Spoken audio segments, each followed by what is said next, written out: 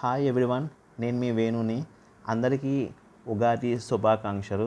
So ఈ morning నేను ఇంక లేట్ చేయకుండా నా బాద్షాని తీసుకుని శ్రీ ఉపమాక వెంకటేశ్వర స్వామి టెంపుల్కి వెళ్ళాలని ఫిక్స్ అయిపోయాను. సో ఎప్పటి నుంచి అనుకుంటున్నాను, కానీ అది పోస్ట్పోన్ అవుతూ వస్తుంది మా ఫ్రెండ్స్ వల్ల కానివ్వండి, ఫ్యామిలీ మెంబర్స్ వల్ల. సో ఇంక ఈసారి నేను గట్టిగా ఫిక్స్ అయిపోయాను వెళ్ళిపోవాలని. సో మార్నింగ్ 6కి స్టార్ట్ అయిపోయాం. సో మనం అన్నవరం నుంచి వెళ్ళాలన్నమాట, విశాఖపట్నం డిస్ట్రిక్ట్కి వెళ్ళాలి, నక్కపల్లి దగ్గరికి. సో మార్నింగ్ 6కి స్టార్ట్ అయ్యాను. సో 8 అయిపోయింది. సో ఇంక నేను అన్నవరం వెళ్ళి అక్కడ బ్రేక్ఫాస్ట్ చేసి మళ్ళీ మనం స్టార్ట్ అవ్వడం జర్నీ అని ఫిక్స్ అయిపోయాను.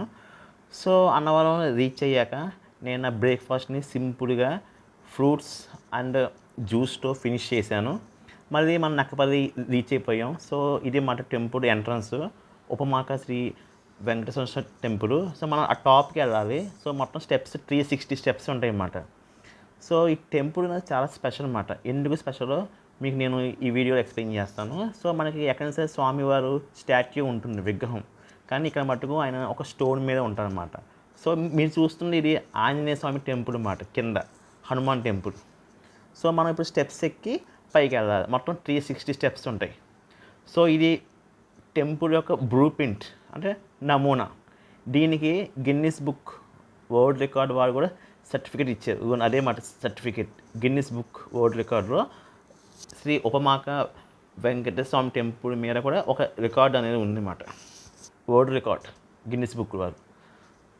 ఓకే, ఇక్కడ స్వామివారు ఒక స్టోన్ మీద ఉంటారన్నమాట, గుర్రం మీద.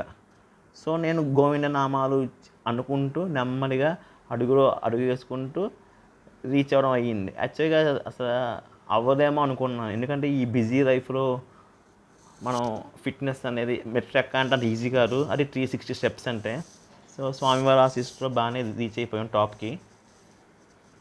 సో మన టాప్కి వెళ్ళాక అక్కడ బోర్డు ఉంటుంది. ఆ బోర్డు ఏంటంటే టెంపుల్ యొక్క హిస్టరీ, ఆ టెంపుల్ యొక్క స్టోరీ మొత్తం ఉంటుందన్నమాట.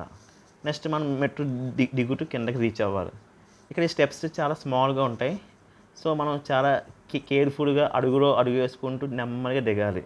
లేదంటే మనం ఏమాత్రం స్లిప్ అయిందనుకోండి, దొర్లుకుంటూ కిందకి రీచ్ అయిపోతాం డైరెక్ట్గా, ఎక్కడ ఆగకుండా. సో అలా ఈరోజు ఉపమాక శ్రీ వెంకటేశ్వర